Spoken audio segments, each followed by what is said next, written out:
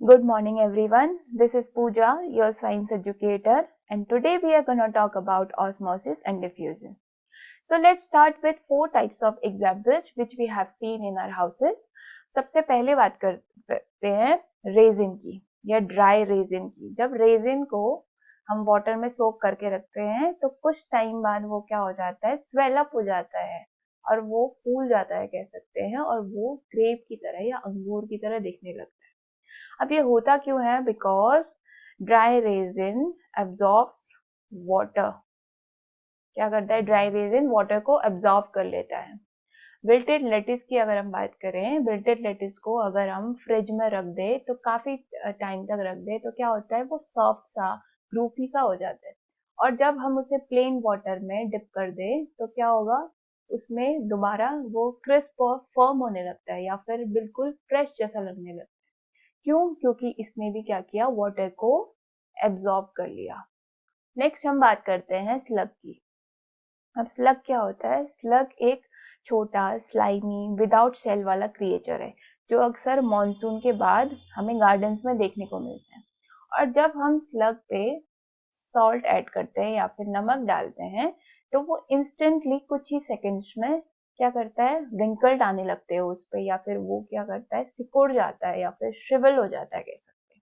और साथ ही वो अपनी बॉडी से वाटर को भी क्या करता है, रिलीज कर देता है।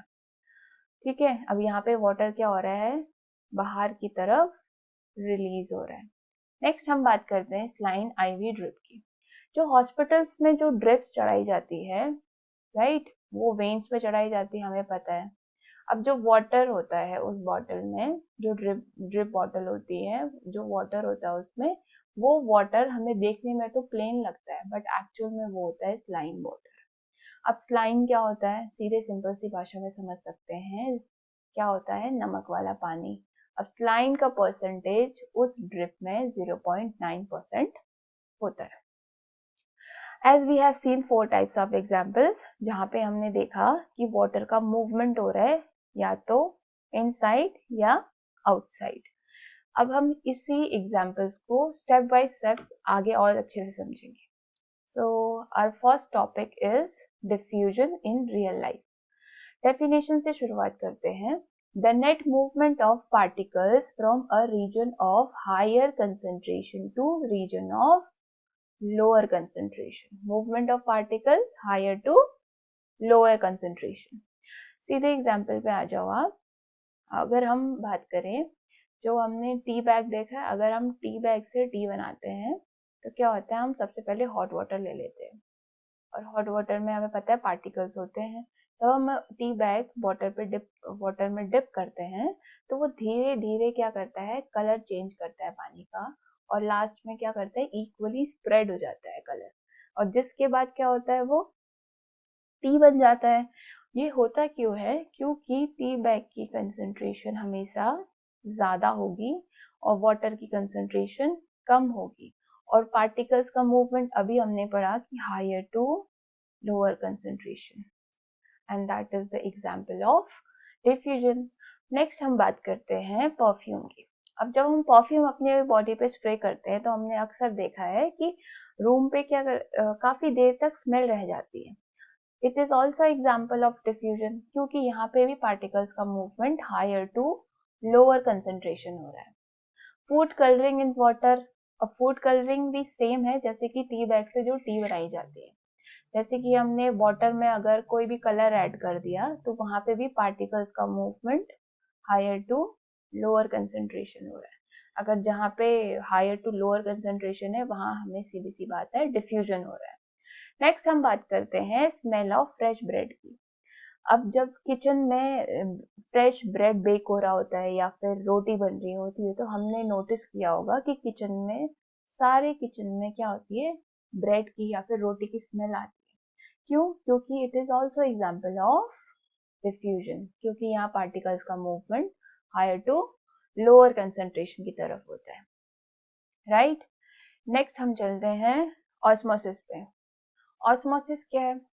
Osmosis is also a type of diffusion. It is a special type of diffusion कह सकते हैं। डेफिनेशन को अगर हम कंसिडर करें, the movement of water water का मूवमेंट है across a semi permeable membrane from a region of lower solute concentration to higher solute concentration की तरफ मूवमेंट है ऑस्मोसिस। सो अगर ऑस्मोसिस में देखें तो कोई भी सेल जो है 3 टाइप से रिस्पॉन्ड करता है। तो सबसे पहला जो टाइप है which is hypotonic, second is isotonic and third is hypertonic. When we talk about hypotonic, hypotonic में अगर जो हम यहाँ पे बॉक्स देख रहे हैं इसको हम एक सॉल्ट सॉल्यूशन ले लेते हैं, मान लेते हैं, और जो सर्कल दिख रहा है वो है fresh water fish cell, fish का एक सेल मान लो।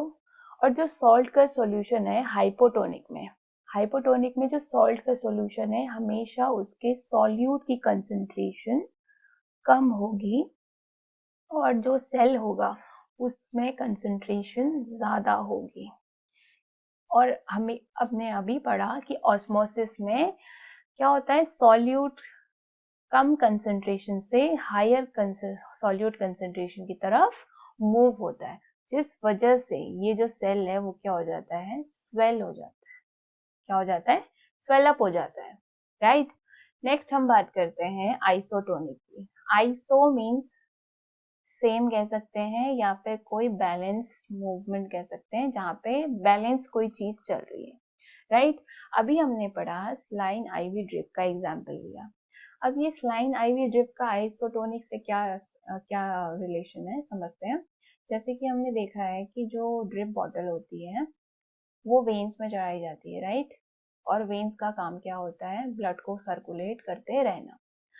वेन्स अपना काम करती है ब्लड सर्कुलेट करने का, और ये जो ड्रिप है, स्लाइन ड्रिप कहते हैं जिसे, ये भी अपना काम करती है।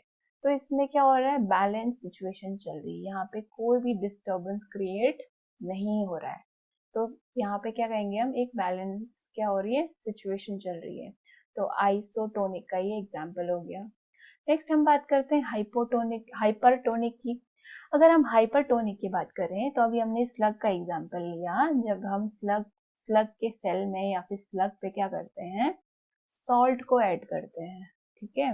क्या करते हैं, सॉल्ट को अगर हमने ऐड कर दिया स्लग पे तो स्लग के सॉल्यूट की कंसंट्रेशन कम हो जाती है, जिस वजह से वो वाटर को बाहर रिलीज करता है, राइट।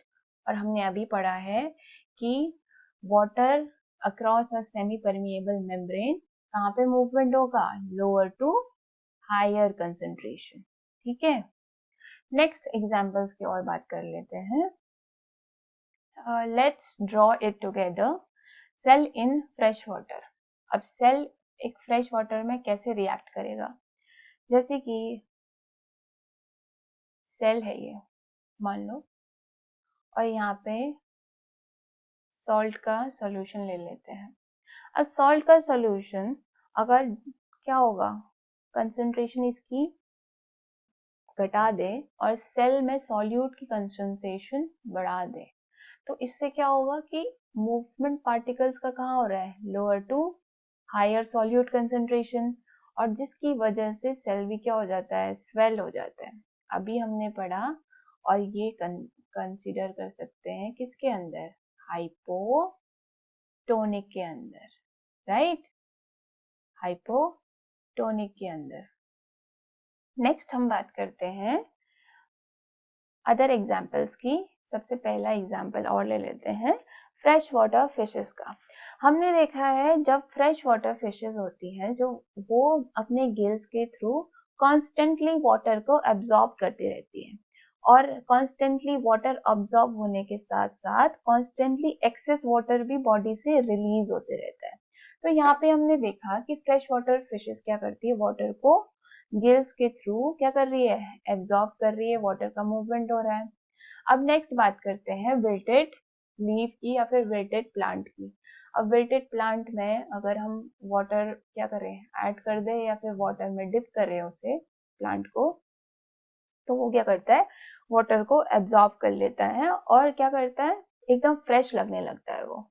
तो it is because of turgor pressure, या फिर इसी को ही हम क्या कहते हैं, टर्गर प्रेशर, ठीक है। नेक्स्ट हम बात करते हैं ड्राई बीन सीड सोक की। सीधे भाषा में हम समझ सकते हैं, जो हमने दालें देखी है, हम राजमा कंसिडर कर सकते हैं। जब हम उसे वाटर में सोक करके रखते हैं तो क्या होता है, वो स्वेलअप हो जाता है। और स्वेलअप होता है तो कभी कभी हमने ये भी देखा है कि वो अपने कोट को भी क्या करता है, स्प्लिट कर देता है, राइट। अब these are three examples of hypotonic, जहाँ तीनों में क्या हो रहा है, वाटर एब्जॉर्ब हो रहा है, राइट। नेक्स्ट हम बात करते हैं हाइपरटोनिक की। हाइपरटोनिक में हम एग्जाम्पल ले लेते हैं स्लग का। अभी हमने बात की कि स्लग में अगर हम सॉल्ट को ऐड करेंगे तो इंस्टेंटली क्या हो जाता है, रिंकल्ड आ जाता है या फिर वो सिकुड़ जाता है और साथ ही अपनी बॉडी से वाटर को रिलीज कर देता है। नेक्स्ट हम बात करते हैं पिकलिंग की। जब हमने देखा है कि जो पिकल्स होते हैं, अचार होते हैं, वो काफी सालों तक खराब नहीं होते। क्यों? क्योंकि जब भी किसी भी वेजिटेबल का या फिर मीट का अचार बन रहा है तो उसमें ये मेक श्योर किया जाता है सबसे पहली प्रोसेस में कि उसका जो है वाटर क्या कर ले, बाहर निकाल दे या फिर वाटर को पूरा रिमूव कर दे उससे, तब जाके उसकी शेल्फ लाइफ इंक्रीज हो जाती है। नेक्स्ट बात करते हैं ड्राई फ्रूट या जैम की। जैम की भी सेम सिचुएशन है, जैसे कि उसकी भी शेल्फ लाइफ थोड़ी ज़्यादा होती है। जब हम देखते हैं उसमें शुगर सिरप का यूज होता है। अब देखो शुगर सिरप का काम क्या होता है, वो भी वाटर को रिमूव करता है फुल्ली, ताकि जैम की या फिर ड्राई फ्रूट्स की क्या होगी, शेल्फ लाइफ इंक्रीज हो जाएगी या बढ़ जाएगी। अब तीनों में हमने देखा कि क्या हो रहा है, वाटर क्या हो रहा है, बाहर की तरफ मूवमेंट हो रहा है, राइट, या वाटर रिलीज कर रहे हैं या रिमूव कर दे रहे हैं। नेक्स्ट हम बात करते हैं आइसोटोनिक की। आइसोटोनिक में क्या होता है, इक्वल सिचुएशन या फिर सेम सिचुएशन कह सकते हैं या फिर बैलेंस सिचुएशन कह सकते हैं। अभी हमने स्लाइन आईवी ड्रिप का एग्जांपल लिया, जिसमें कि स्लाइन का यूज कितना होता है, 0.9% स्लाइन का यूज किया जाता है ड्रिप चढ़ाने में, और वो मैच होता है हमारे ब्लड प्लाज्मा से, ताकि क्या होगी, एक आइसोटोनिक सिचुएशन क्रिएट होगी। ठीक है। नेक्स्ट हम बात करते हैं स्पोर्ट्स ड्रिंक की। स्पोर्ट्स ड्रिंक को इसका फॉर्मुलेशन ही या फिर फॉर्मेशन ही ऐसा बनाया जाता है कि ये क्या करे, हमारे बॉडी के फ्लूइड्स होते हैं उनकी कंसंट्रेशन से मैच हो जाए, और जिस वजह से एक आइसोटोनिक सिचुएशन क्रिएट होती है। ये भी एक एग्जांपल हो गया। नेक्स्ट हम बात करते हैं कॉन्टेक्ट लेंसेज की, या फिर कॉन्टेक्ट लेंसेज के जो कॉन्टेक्ट लेंसेज को एक सॉल्यूशन में रखा जाता है, वो सॉल्यूशन होता है आइसोटोनिक। क्यों रखा जाता है आइसोटोनिक? क्योंकि वो हमारी आंखों को या आईज को इरिटेशन कॉज ना करे, या इरिटेशन कॉज होने से बचाता है आइसोटोनिक, राइट। क्योंकि अभी हमने पढ़ा है आइसो मीन्स इक्वल या फिर सेम सिचुएशन या बैलेंस सिचुएशन क्रिएट करता है किसी भी सॉल्यूशन में। नेक्स्ट हम बात करते हैं एक इम्पॉर्टेंट एप्लीकेशन एग्जाम्पल की, या फिर क्वेश्चन कह सकते हैं कि जो डॉक्टर्स होते हैं वो स्लाइन वाटर का यूज क्यों करते हैं आईवी ड्रिप में, प्लेन वाटर का क्यों नहीं यूज करते हैं।